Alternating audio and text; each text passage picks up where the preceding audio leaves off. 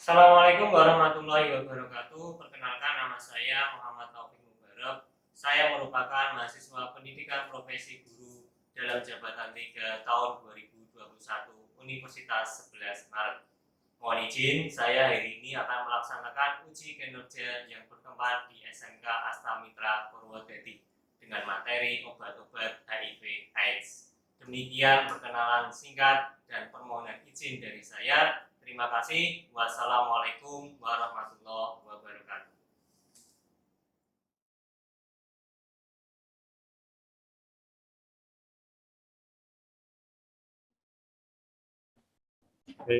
Bismillahirrahmanirrahim. Assalamualaikum warahmatullahi wabarakatuh.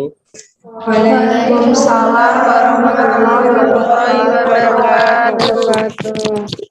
Oke, terima kasih.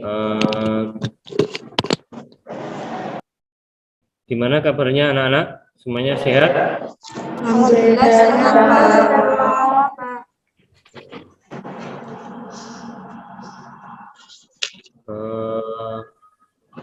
Mbak Anastasia Putri, sehat? Alhamdulillah sehat, Pak. Oke, sebelum kita mulai, lebih baiknya kita berdoa dulu supaya nanti mulai dari awal sampai terakhir semuanya berjalan lancar, tidak ada suatu halangan apapun, kemudian semuanya mendapat keberkahan, semuanya mendapat manfaat, dan semuanya mendapat kebaikan. Bisa dipimpin salah satu Mbak Amel coba. Monggo Mbak Amel, silakan dipimpin untuk berdoa terlebih dahulu.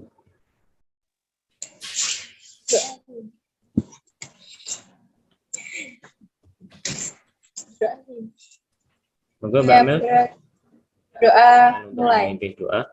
Oke, kemarin kita sudah membahas tentang cara kerja dan manifestasi klinis dari HIV/AIDS ya, bagaimana HIV itu masuk, kemudian bagaimana HIV itu bekerja di dalam tubuh. Nah, untuk kali ini kita akan membahas tentang obat-obat HIV/AIDS ya. Jadi kita hari ini khusus membahas tentang obat-obat HIV/AIDS. Apa saja obatnya itu? Nah, bentar kita masuk dulu ke slide pertama. Oke. Di sini ada, nah ini ada beberapa gambar ya, ada beberapa gambar obat. Di sini ada yang bentuknya dimasukkan ke dalam blister, kemudian ada yang di dalam botol. Nah ini ada azithromycin, ada irisan B, ada oseltamivir dan seterusnya. Kepada Mbak Asmawati coba, ini kira-kira obat apa saja ya? Ini ada banyak sekali ini. Antibiotik dan antivirus. Oke, bagus. Kita pretest dulu ya, sebelum kita mulai dari pembelajaran kali ini, kita akan melaksanakan pretest dulu. Nah, untuk linknya sudah saya bagikan di fitur chat, sebentar, saya bagikan di fitur chat, atau saya bagikan di WhatsApp group ya, silakan dibuka WhatsApp grupnya, silakan diklik linknya, kemudian diisi soal-soal yang sudah ada yang tersedia ya, isinya soalnya itu hanya 5, jadi silakan dikerjakan secepatnya ya, karena waktu kita juga terbatas, hanya 2 jam pelajaran. Silakan mulai diisi sekarang mulai jam 8.45. Oke, nanti selesai 5 menit ya, sekitar 8.50 ya. Silakan diklik linknya. Oke, semuanya sih sudah mengisi. Ini ada jumlahnya ada 12 ya, ada beberapa yang dapatnya 40, ada yang 20, ada yang mungkin 0 ya, enggak masalah. Jadi ini hanya untuk sebagai pengetahuan awal ya. Jadi pengetahuan awal seberapa besar pemahaman dari mbak-mbaknya ini tentang obat-obat HIV AIDS ya, obat-obat yang digunakan untuk HIV AIDS. Ini hanya pengetahuan awal, jadi enggak masalah. Nah, nanti setelah kita belajar, kita diskusi, kemudian kita berbicara tentang materi, nah nanti baru mengerjakan post-test. Nah, harapannya nanti nilainya semuanya dapat 100. Amin. Oke. Sekarang kita masuk lagi ke slide. Oke. Nah, biarin. Oke. Untuk kompetensi dasar yang akan kita pelajari, untuk yang pengetahuan ada menganalisis obat HIV anti-AIDS. Kemudian untuk keterampilannya nanti yaitu melakukan pengelompokan obat HIV anti-AIDS. Kemudian untuk indikator pencapaian kompetensinya, untuk pengetahuan yang pertama nanti menguraikan obat HIV atau AIDS. Kemudian yang kedua memilih terapi antiretroviral atau antiretrovirus ya. Kemudian untuk yang keterampilannya itu mendemonstrasikan pengelompokan obat HIV dan anti-AIDS. Nah, kemudian untuk tujuan pembelajarannya melalui model pembelajaran problem based learning berbasis 4C, literasi, dan PPK, pendidikan penguatan karakter, serta menggunakan metode diskusi dan tanya jawab. Nah, harapannya apa? Nanti peserta didik dapat menguraikan obat HIV AIDS, kemudian bisa memilih terapi antiretroviral dengan benar melalui pengamatan ataupun literasi masalah yang ada di media visual atau PowerPoint. Kemudian untuk keterampilannya bisa mendemonstrasikan pengelompokan obat HIV atau anti-AIDS dengan tepat ya. Kemudian untuk yang sikapnya yang dinilai itu nanti sopan santun, tanggung jawab, disiplin, kerja keras, kemudian mampu berkomunikasi dan bekerja sama. Ya, jadi sikapnya itu nanti ada berarti ada 3 penilaian. Yang pertama ada penilaian. Kemudian apa sih harapannya ketika nanti kita sudah mempelajari materi tentang obat-obat HIV/AIDS ini? Nah, yang pertama yaitu bisa mengetahui tentang obat-obat HIV/AIDS. Nah, kemudian setelah mengetahui obat-obatnya, nah nanti yang kedua bisa mengetahui kombinasi antiretroviral untuk penyakit HIV. Biasanya ini digunakan untuk orang-orang yang sudah mengalami koinfeksi atau mengalami kombinasi infeksi dengan penyakit lain, misalnya tuberkulosis, kemudian misalnya dengan penyakit diabetes dan seterusnya. Kemudian yang terakhir, ya, setelah mengetahui obatnya, mengetahui kombinasi obat, nah ini yang terakhir, ini yang paling tinggi harapannya adalah bisa memberikan pengertian atau mengedukasi orang-orang yang ada di sekitar sekeliling mbak-mbaknya ini tentang khasiat, bagaimana khasiatnya, kemudian bagaimana aturan pakainya, kemudian bagaimana efek sampingnya. Nah, jadi ini yang paling penting karena untuk penggunaan obat-obat HIV/AIDS ini biasanya digunakan seumur hidup ya, jadi sampai orang tersebut meninggal.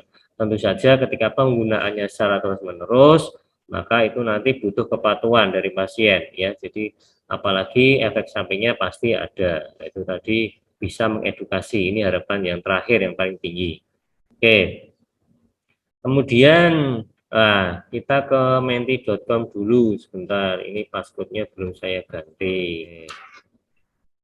Bentar, oke. Pertanyaannya adalah apa yang Anda ketahui tentang antiretroviral? Nah, di sini ada beberapa pertanyaan ini, ada antiretrovirus, kemudian ada obat keras, kemudian ada antivirus HIV. Oke, nggak masalah ya.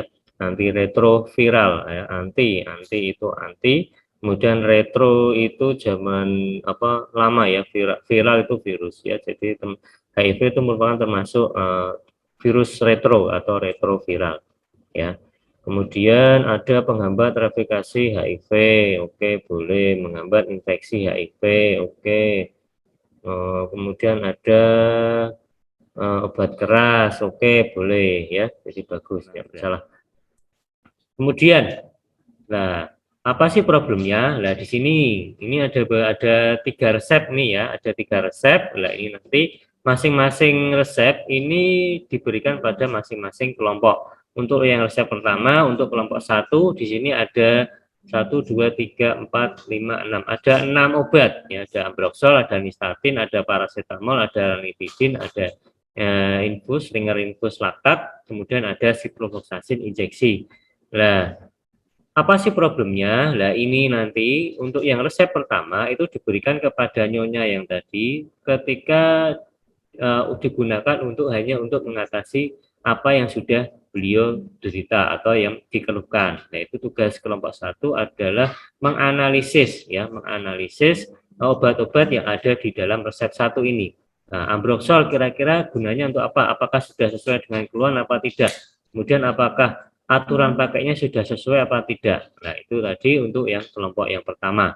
Ya, misalnya ambroxol digunakan untuk apa sih? Tadi ibunya keluhnya apa sih? Apakah sudah sesuai apa belum? Nah, minumnya 3 kali sehari 1 sendok makan atau 15 mili itu sudah sesuai apa belum? Nah, itu nanti silakan dianalisis untuk kelompoknya. Oke, kita berkelompok, kita kerjakan LKPD. LKPD kemarin sudah saya bagikan ke WhatsApp grup. Nah, sekarang kita bikinkan breakout room. Ki wis tekan ndi LKPD nih? Wis LKPD lho. Sampai itu loh. Ambruk soal itu loh. Kumper berarti. Yo garap Kurang sidik kan? garap meneh.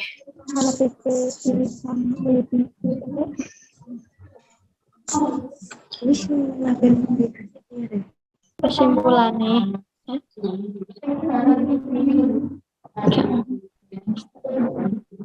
Pilihan anak RTI kedua.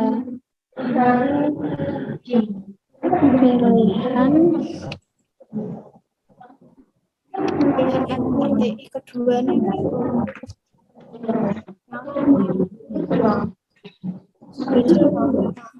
Sing kolom iku piye sih? Sing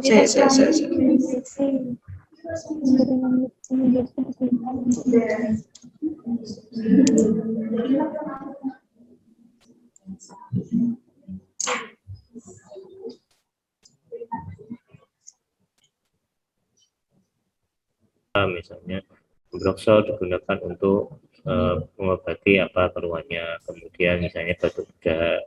Oke, ya, jadi boleh seperti itu isinya. Saya pendapat dari Mbak Asmawati gunakan sebagai suplemen vitamin E, tapi intinya dia untuk kombinasi yang pilihan utama ya, biasanya digunakan untuk penyakit HIV/AIDS. Ada itu. Sudah, Mbak. Oke, Assalamualaikum warahmatullahi wabarakatuh. Sebelumnya perkenalkan, saya Rafiko Mira dari kelompok 1. Di sini saya sebagai perwakilan dari kelompok 1 akan mempresentasikan tentang obat-obat HIV/AIDS.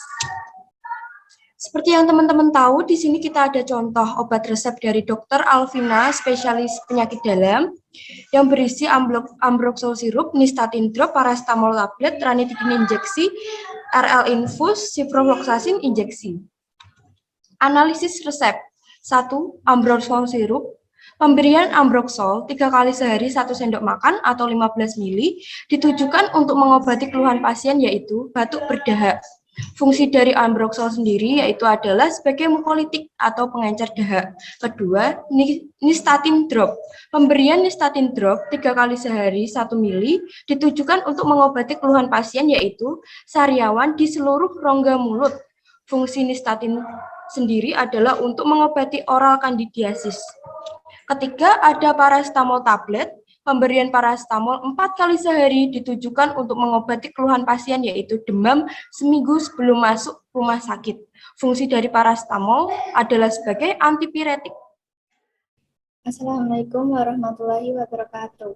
Waalaikumsalam warahmatullahi wabarakatuh. Saya mewakili kelompok 2 bersama teman saya, Asmawati, Dila, dan Natasha akan mempresentasikan obat-obat HIV atau AIDS.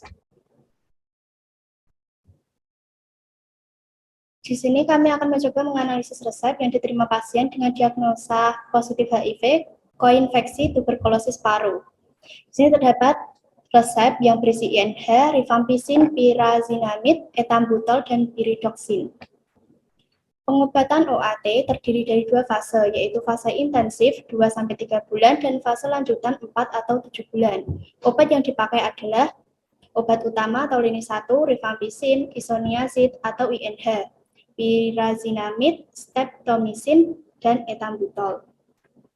Obat tambahan lainnya yaitu atau lini 2, kanamisin, quinolone, amikacin, dan obat lain yang status HIV pada pasien tuberkulosis tidak mempengaruhi pemilihan kategori obat anti-tuberkulosis.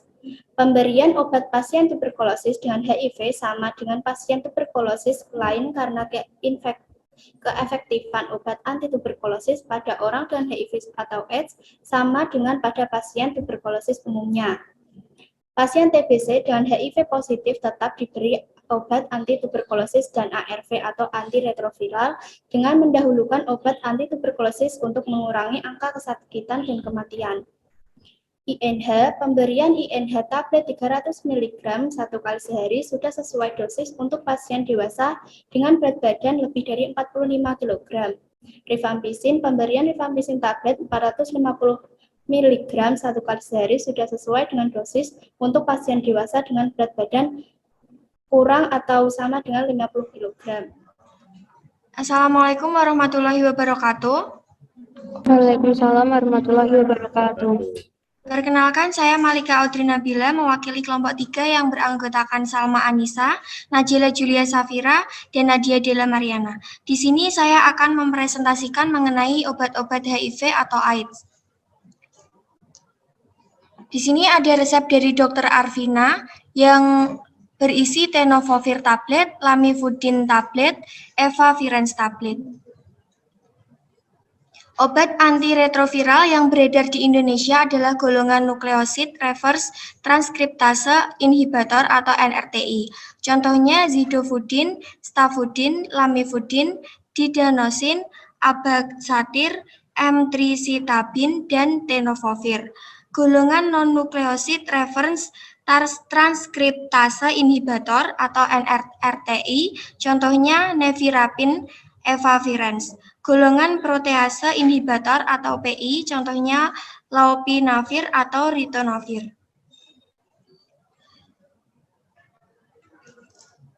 Prinsip pemberian ARV antara lain, panduan obat ARV harus menggunakan 3 jenis obat yang terserap dan berada dalam dosis terapeutik.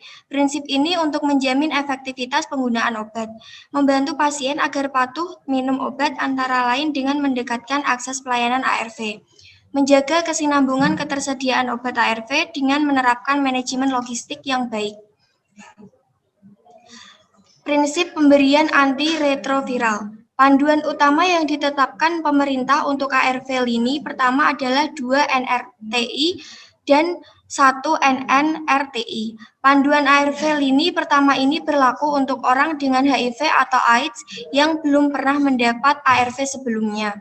ARV lini pertama untuk dewasa. Panduan pilihannya tenofovir atau TDF, lamivudin atau 3TC atau emtricitabine. Efavirenz dalam bentuk fixed dosage combination atau FDC.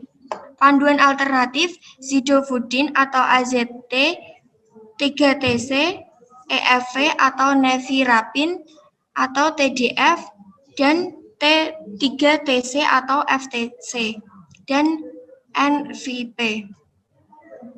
Analisis resep. Tenofovir. Pemberian tenofovir tablet 300 mg 1 kali sehari sudah sesuai. Lamivudin. Pemberian lamivudin tablet 150 mg 1 kali sehari sudah sesuai. Efavirenz. Pemberian efavirenz tablet 600 mg 1 kali sehari sudah sesuai. Baik, saya Dilawina izin bertanya. Mengapa di dalam resep tersebut terdapat nystatin drop?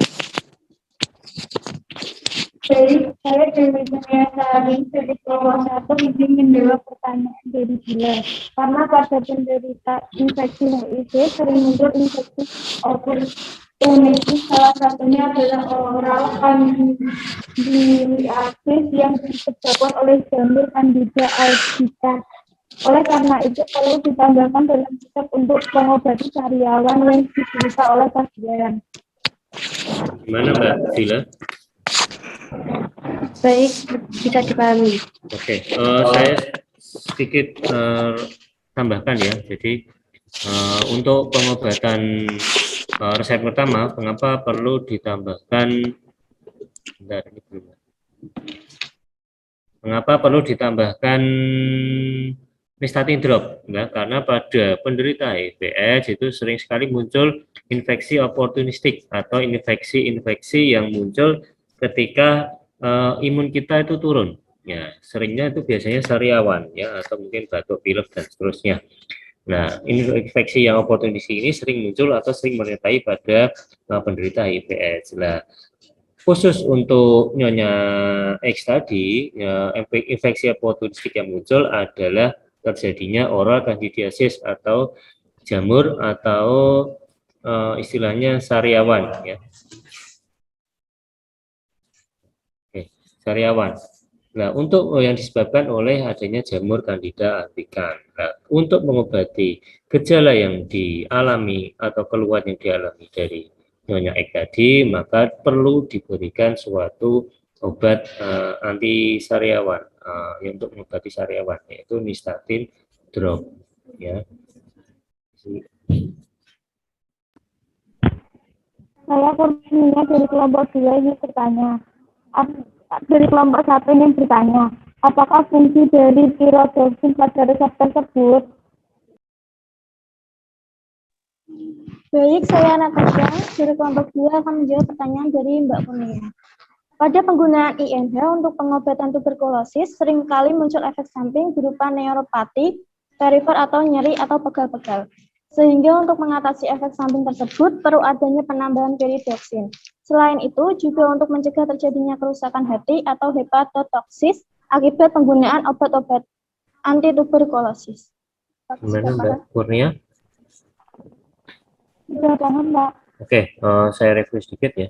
Jadi untuk pada resep yang 2 itu kenapa harus ada penambahan pyridoxine? Kenapa kok pyridoxine selalu menyertai pada pengobatan tuberkulosis ya? Karena untuk penggunaan INH atau isoniazid itu seringkali muncul efek samping berupa neuropati perifer atau pegal-pegal atau nyeri-nyeri ya, misalnya di tangan, di kaki dan seterusnya. Di samping itu juga karena penggunaan tuberkulosis itu penggunaannya adalah sering atau rutin sehingga bisa menyebabkan terjadinya hepatotoksis atau kerusakan pada hati. Nah, untuk mencegah terjadinya kerusakan pada hati, maka perlu ditambahkan pyridoxine ya, fungsinya adalah sebagai hepatoprotektor atau untuk melindungi hati dari kerusakan akibat penggunaan obat-obat tuberkulosis. Baik, saya Anggi Amelia dari kelompok 1 ingin bertanya, bagaimanakah mekanisme kerja dari lamivudin? Izin menjawab pertanyaan Anggi. Mekanisme kerja lamivudin yaitu sebagai analog nukleosida yang menghambat proses perubahan RNA virus menjadi DNA sehingga dapat menghambat produksi DNA virus. Gimana Mbak Ahmed? Apakah sudah jelas? Mbak Ahmed? Mbak Ahmed? Apakah sudah jelas Mbak Ahmed? Bisa, Pak. Oke. Silakan Mbak, sebentar, saya review. Mbak Marika bisa stop share dulu. Stop sharing, bisa di stop share. Biar semua tampilannya muncul. Oke, ya. Oke, saya review sedikit ya, bagaimana mekanisme kerja dari lamivudin. Ya, lamivudin merupakan termasuk golongan nukleosid reverse transkriptase. Jadi dia bekerja sebagai analog nukleosida yang fungsinya adalah menghambat proses perubahan RNA virus menjadi DNA. Sehingga ketika proses perubahan ini diblok atau dihambat, maka secara otomatis produksi DNA virus akan menjadi terhambat. Nah, kalau DNA virusnya terhambat, maka secara otomatis replika virus tidak terjadi, maka akhirnya virusnya tidak bisa membelah diri, memperbanyak diri, akhirnya virusnya akan menjadi mati. Nah, jadi seperti itu. Terima kasih kelompok 3. Oke. Terima kasih semuanya untuk kelompok 1, kelompok 2, kelompok 3. Oke, kita berikan aplaus untuk kelompok 1, kelompok 2, dan kelompok 3. Terima kasih. Oke. Nah, izin lagi share screen. Oke. Kemudian, nah ini tadi kesimpulannya, intinya yaitu untuk pilihan pertama itu menggunakan tenofovir, lamivudin, efavirenz. Kemudian yang kedua alternatifnya zidovudin, lamivudin, dan nevirapin. Jadi 2 NRTI plus 1 NNRTI ya. tenofovir itu NRTI, lamivudin NRTI, kemudian efavirenz adalah non nukleosid NNRTI. Oke. Kemudian penatasan HIV tergantung pada stadium penyakit dan infeksi oportunistik yang terjadi ya kesimpulannya. Kemudian tujuan pengobatan adalah untuk mencegah sistem imun memburuk ke titik di mana infeksi oportunistik sering bermunculan ya. Jadi ini kesimpulannya. Ya, kesimpulan yang pertama tadi obatnya, penggolongan obatnya, kemudian kesimpulan yang kedua adalah tentang pengobatan yang harus dilakukan. Oke, untuk sebelum kita masuk ke post-test, oke, kita masuk ke menti.com dulu. Saya passwordnya. Oke, sambil nunggu komplit, saya ke pertanyaan pertama dulu. Oke, pertanyaan pertama. Apa saja materi yang telah dipelajari pada materi tentang obat-obat HIV? Ada mekanisme antiretroviral, kemudian ada kombinasi, kemudian ada obat-obat antiretroviral. Oke, bagus ya. Di sini apa tentang berarti pemahaman tentang apa yang sudah kita diskusikan, apa yang sudah kita pelajari bersama ternyata sudah dipahami ya. Oke, bagus. Kemudian yang pertanyaan yang kedua, bentar. Oke, apa yang menjadi masalah ketika mempelajari materi tentang obat-obat HIV? Oke, mekanisme kerja antiretroviral sulit pahami. Oke, kemudian ada lagi penentuan kombinasi antiretroviral HIV untuk ibu hamil yang terinfeksi HIV. Ini nanti kita akan belajar khusus ya. Kalau ini kita sedikit saja. Kemudian istilah medis masih sulit dipahami. Oke, memang karena ini masih asing sehingga mungkin butuh pemahaman yang lebih atau mungkin kita berulang kali mempelajari materi ya, kemungkinan kita akan menjadi lebih paham. Oke, jadi ini termasuk ke dalam refleksi pembelajaran ya, apa yang sudah kita pelajari tadi, kemudian apa sih problem-problem yang sering muncul ketika kita mempelajari materi. Oke, kita akan post-test dulu ya. Saya bagikan linknya di WhatsApp group. Oke, saya bagikan link di WhatsApp group. Silakan dikerjakan pada link yang sudah saya sediakan. Oke, ini waktunya 10.13. Nanti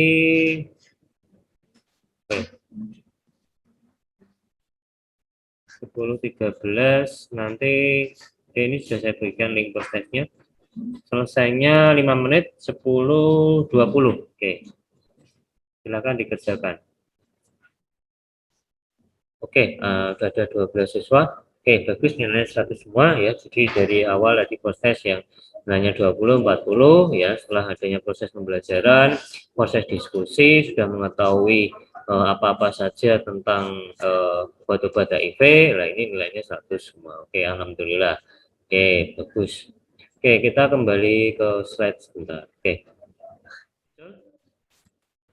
kemudian untuk tindak lanjut atau untuk materi pertemuan setelah ini, yaitu apa yang kita pelajari yaitu tentang obat-obat berdasarkan penyakit yang berhubungan dengan sistem kekebalan tubuh ya. Jadi masih sama dengan sistem kekebalan tubuh, cuma bedanya kalau yang besok itu yang kita pelajari tentang khusus umum ya, masih umum ya, tentang sistem kekebalan tubuh. Kalau yang sekarang ini atau sebelumnya yaitu tentang HIV AIDS ya. Jadi sama-sama penyakit yang menyerang tentang sistem kekebalan tubuh. Oke. Kemudian ini sedikit quotes ya, sedikit quote tentang pendidikan, yaitu barang siapa yang tidak mau merasakan pahitnya belajar, maka ia akan merasakan indahnya kebodohan sepanjang hidupnya ya. Jadi dari Imam Syafi'i. Jadi kalau mau belajar ya harus mau merasakan pahitnya. Kalau nggak mau rasakan pahit ya berarti nanti dia nggak mau belajar dan akhirnya dia akan mengalami kebodohan sepanjang hidupnya. Oke, kita akan berdoa bersama-sama, ya, jadi kita akan berdoa bersama-sama untuk menutup pembelajaran kali ini, ya. Jadi di sini sudah saya share, silakan nanti kita berdoa bersama-sama supaya apa? Supaya nanti apa yang sudah kita pelajari itu mendapatkan keberkahan, mendapatkan kebaikan, ya, dan mendapatkan manfaat, ya. Jadi semuanya nanti bisa bermanfaat. Oke, silakan di-unmute dulu. dialami semuanya, kemudian kita akan membaca bersama-sama. Oke. Sudah? Oke. Mulai subhanakallahumma wa bihamdika asyhadu an la ilaha illa anta amin. Oke, terima kasih. Bisa di-unmute kembali. Oke, terima kasih. Oke, terima kasih atas semua perhatiannya atau atensinya dari mbak-mbaknya. Terima kasih sudah mengikuti pembelajaran farmakologi, khususnya kompetensi dasarnya adalah tentang menganalisis obat-obat anti HIV/AIDS. Terima kasih atas perhatiannya. Kurang lebihnya saya mohon maaf. Untuk lebihnya semoga menjadi manfaat, untuk kurangnya itu murni datang dari saya dan mohon dimaafkan. Terima kasih. Wassalamualaikum warahmatullahi wabarakatuh. Waalaikumsalam warahmatullahi wabarakatuh.